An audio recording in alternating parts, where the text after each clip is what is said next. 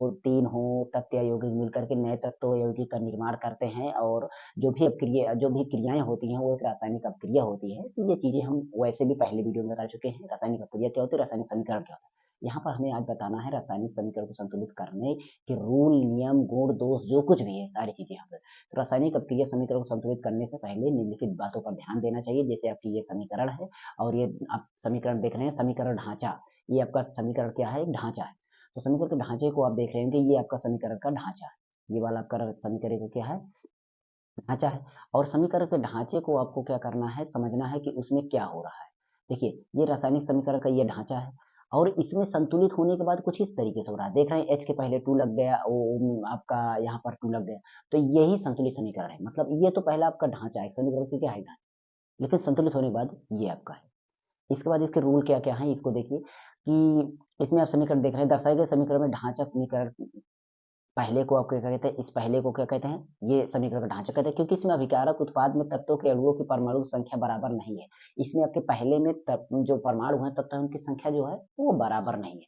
मतलब आपका जो समीकरण का जो ढांचा होता है ना, जो अभी असंतुलित होता है वो असंतुलित मतलब वो समीकरण में आपका कोई भी उसमें संख्या परमाणु की जो तत्वों की जो परमाणु होंगे उनकी संख्या जो है बराबर नहीं होगी। लेकिन अगर सेकंड वाले में देख रहे हैं जो संतुलित समीकरण है, इसमें संतुलित समीकरण इसको संतुलित समीकरण कहते हैं और दोनों परमाणु संख्या इसमें बराबर होती है। ये कंडीशन आपकी पहले काम तो आपको समझ लेना चाहिए कि ढांचा क्या होता है, संतुलित समीकरण का होने वाला। रासायनिक समीकरण संतुलित करने की विधि क्या होती है, मेथड क्या होते हैं, तो एक अनुमान विधि होती है, दूसरी आंशिक समीकरण होती है। अनुमान विधि यही हमें पढ़ना है, इसी विधि को हम लगाएंगे, यानी कि हिट एंड ट्रायल मेथड हमें यूज करना है। क्या कौन सी विधि? हिट एंड ट्रायल मेथड, ठीक है। यानी आप समझ गए ना, यानी कि आपको जैसे कि ये लिखा गया है, जब तक ये लिखा गया है, ये आपका क्या है, ये आपका ढांचा है। लेकिन अगर इसको हम इस तरीके से इसमें आपको संतुलित कर दें, अब ये हमारा संतुलित समीकरण हो जाता है, ये हमारा संतुलित समीकरण हो जाता है। ओके, चलिए हम आगे पीडीएफ पर बढ़ते हैं। देखिए, अगला पेज हमारा क्या है, ये है संतुलित समीकरण का अंदाज विधि, हिट एंड ट्रायल विधि क्या होती है।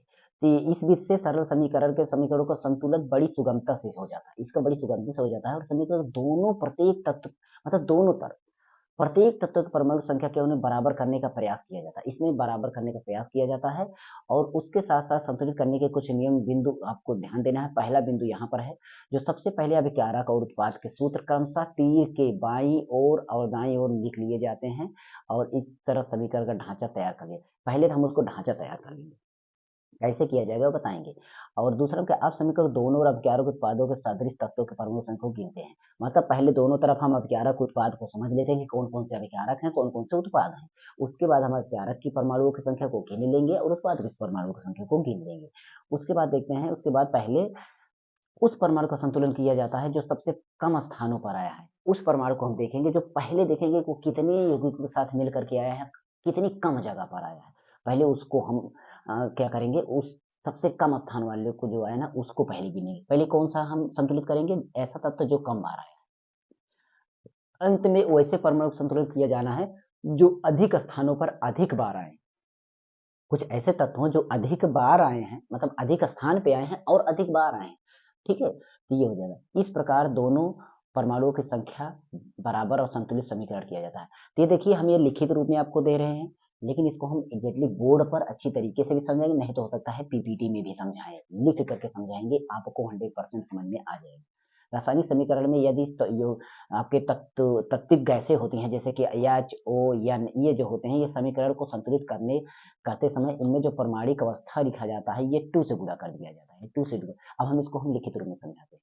देखिए, कहने का मतलब ये है, जैसे कि आप जो तत्व हैं, यहाँ पर हमने देखा कि यहाँ पर एच है, यहाँ पर इस तरीके से है, ठीक है? और इसके बाद यहाँ पर H2O बन रहा है, यहाँ पर एरो के बाद देख रहे हैं, तो ये संतुलित समीकरण देखते हैं, है कि नहीं? तो नहीं है, तो हम क्या करेंगे, यहाँ पर 2 लगा देंगे। य यहाँ पर हो जाएगा, ठीक है? कैसे? मैंने 2 किलो ओ हमारा इधर 1 था, मैंने इधर 2 देख के हम यहाँ पर 2 बढ़ाए और इस तरीके से H बढ़ गया 4, तो यहाँ पर 2 बढ़ा दिए। मतलब आप बात समझ रहे हैं? नहीं समझे? तो मैं समझाता हूँ, देखिए। देखिए, अब इसको देखिए, पहले इसको देखिए। अब यहाँ पर देखिए, ये समीकरण है। इसमें देखते हैं H कितना है, यहाँ पर 2 है, O कितना है, इसमें भी 2 है। लेकिन हाइड इसमें देखते हैं O कितना है, 1 है।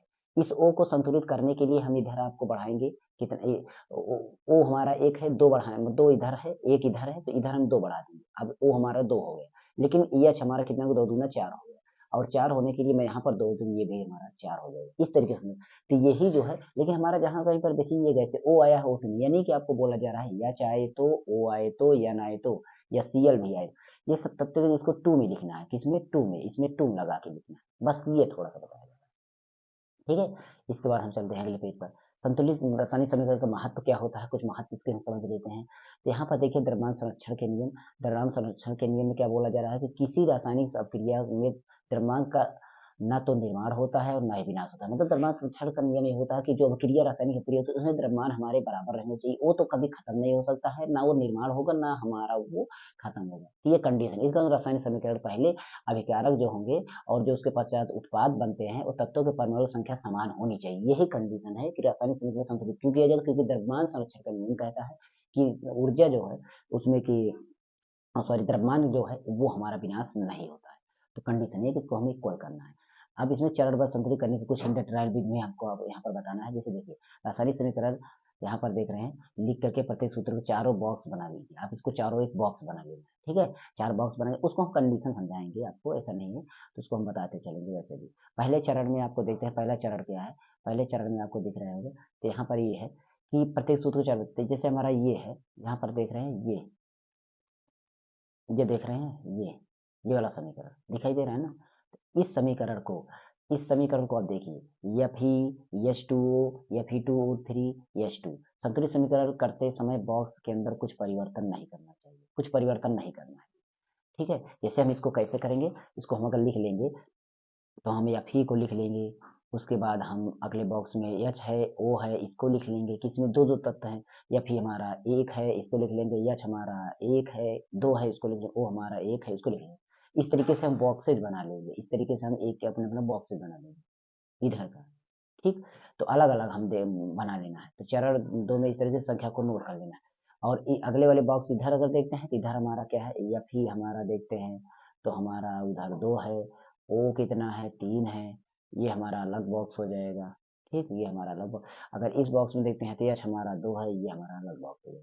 तो ये हमारे बॉक्सेज हो गए। अब अगर हम देखते हैं तो अलग-अलग यहाँ पर देखिए इसी तरीके से लिखा गया है। तो ये बॉक्सेज आपको बनाने का मतलब Fe हमारा कितना है वो देखेंगे इस तरीके से। तो ये हमारे संतुलित करने के समीकरण रूल है। अब यहाँ पर देखेंगे तो हमारे बॉक्सेज ये हमारे बॉक्सेज हैं। इधर आपका LHS का हो गया, इधर आपका RHS का मतलब दाहिने साइड और ये बाएं साइड, ये बाएं साइड और ये दाहिने साइड का दोनों तरफ लिख दिया गया ना।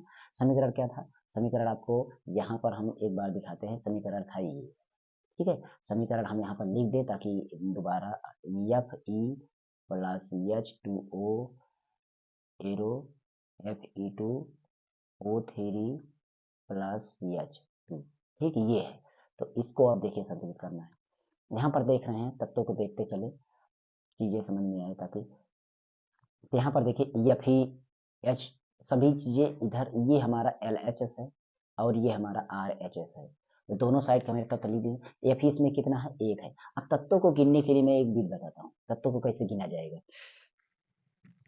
तत्वों को गिनने के लिए आपको क्या करना है? जैसे अभी तत्व दे जैसे यहाँ पर N है। N कितना है? N कितना है यहाँ पर? अब देखेंगे N हमारा कितना है? 1 है। कैसे 1 है? इसके अगल-बगल कोई गिनती नहीं लगी है तो 1 है। लेकिन अगर O में देखें तो O में 2 लगा हुआ है, तो इसका मतलब O कितना है? 2। लेकिन यहाँ पर हम 2 लगा दिए हैं, तो इससे क्या पता चला? इसमें देख रहे हैं कि हमारा ये 2 लग गया N के बगल, इसका मतलब N 2 है और N के बगल O है तो ये O भी 2 हो गया, मतलब इधर से भी 2 O हो गया और इधर से भी 2 हो गया। ये 2 दूना 4 O हो गया। कितना O हो गया? 4 O। बात को समझ गए ना? 4 O ये हो गया। लेकिन अगर चीज़ यही ये होता है इस तरीके से, इसमें देखिए, इस तरीके से ये 2 है। अब यहाँ पर n कितना है? यहाँ से तो कुछ नहीं है, लेकिन यहाँ बाहर से देखिए ब्रेकर के बाहर से 2 है और वो कितना है? अंदर से 2 है, बाहर से 2 दूना 4 ये हो गया। तो आप समझ लीजिए यहाँ घात लगा रहेगा, जितने ब्रेकर भी रहेंगे सारे तत्वों के हमारे वो माने जाएँगे और आगे जो लगा रहेगा वो भी सारे तत्वों को माना जाएगा जितने बगल में और जो नीचे लगा होता है वो जिसके बगल रहेगा वही में माना जाएगा। ये चीज़ें आप समझिए। यहाँ पर आप देख रहे हैं साइड में अनुचित गुणांक लगाकर संतुलित करते हैं। तो यहाँ पर देखेंगे हमारा Fe कितना है? 1 है और इधर कितना है? 3 और इस तरीके से ये 3 है, इधर 3 है, इधर 3 करना है, तो हमें 3 से इसमें गुणा करना पड़ेगा। इसमें 3 से आप गुणा कर दिए, जब 3 से गुणा करें 3 इक्के 3 हो जाएगा, और 3 दूना 6 हो जाएगा और 3 एकम 3 हो जाएगा। तो ये हमारी वैल्यू कट के खत्म हो जाएगी। अब नई वैल्यू ये हमें प्राप्त हुई। तो इधर देख रहे हैं 3, ये तो हमारा इक्वल हो गया है, ये हमारा बराबर हो गया है। लेकिन हाइड्रोजन देखते हैं तो अभी ये नहीं बराबर हुआ है और ऑक्सीजन भी नहीं बराबर। तो हम क्या करते हैं, इसके बाद हम इसको देखते हैं। जो हमने बोला कि जो कम तत्व हो पहले उसको संतुलित करते हैं। F ही कम था उसको हम संतुलित करें। O देख रहे हैं पहले से यहाँ 3 बन गया, H हमारा ज़्यादा हो गया। O को देख रहे हैं तो यहाँ 4 है, यहाँ 3 है। तो इस तरीके से हम क्या करते हैं, हमारा हाइड्रोजन कितना है 6, यहाँ पर कितना है 2। अब इसको अगर हमें सही करना है कि 6 इधर है, 2 यहाँ है, 2 को 6 बनाने के लिए हम क्या करेंगे, 3 से गुणा करेंगे और 3 से गुणा करेंगे तो इसमें भी हो जाएगा, इसमें भी हो जाएगा और इसमें भी हो, जैसे ही इधर हुआ। तो हम 3 त्रिक का 9 हो जाएगा, 3 दूना 6 हो जाएगा, 3 चौके 12 हो जाएगा। अब यहाँ पर देख रहे हैं ये 9 हो गया, ये कितना हो गया, 9 हो गया। ठीक है, ये 9 हो गया। तो इस तरीके से हमारा देखते हैं तो संतुलित करने में हमें थोड़ा-सा परेशानी होगी। इस तरीके से संतुलित करने में हमें क्या होगा, थोड़ा-सा परेशानी है। और जो हम अगली विधि बताएँगे ना, बोर्ड पर बताएँगे, वो विधि ज़्यादा है। क्योंकि ये आपकी किताबी विधि, इसमें इसमें भी आप संतुलित कर सकते हैं। ऐसा नहीं है कि संतुलित नहीं होगा, होगा। लेकिन इसमें संतुलित करने के लिए आपको सारे तत्वों को आपने मिला दिया एक ही जगह। तो सारे तत्वों को एक ही मिला दिया तो आप इसको अलग-अलग लिखें। इस तरीके से लिखें। किस तरीके से? इस तरीके से देखते हैं। इस तरीके से यहाँ पर इस तरीके से लिखना है। अब इसको हम संतुलित करते हैं, देखिए कैसे। यहाँ पर देखते हैं या फिर कितना है, 1 यहाँ पर है 2, तो इसमें आप 2 से गुणा करिए। अब कितना हो जाएगा, यहाँ पर 2 हो गया, करेक्ट।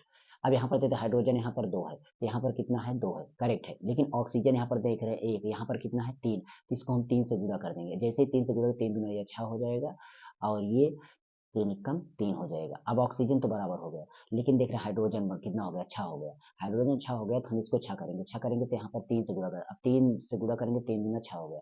अब देखते हैं क्या सारी चीज़ें बराबर हो गई, तो हाँ बराबर हो गई। तो मैंने क्या किया, गुणा देख रहे हैं एएफ ही में 2 से गुणा किया गया, मतलब इधर आपका 2 से, इस वाले एच और ओ वाले में, इसमें कितने गुणा, इसमें 3 से गुणा किया गया, इसमें 3 से गुणा किया गया। और इधर देख रहे हैं एच वाले में 3 से, इसमें भी गुणा किया, 3 से। अब देख रहे हैं इधर 2 इधर 3, यही संतुलित समीकरण हमारा होगा। तो हम चलते हैं तो आपको दिखाते हैं, नीचे यही समीकरण आपको संतुलित रूप में यहाँ पर देखने को मिल जाएगा। तो इस तरीके से आपको संतुलित करना है समीकरण।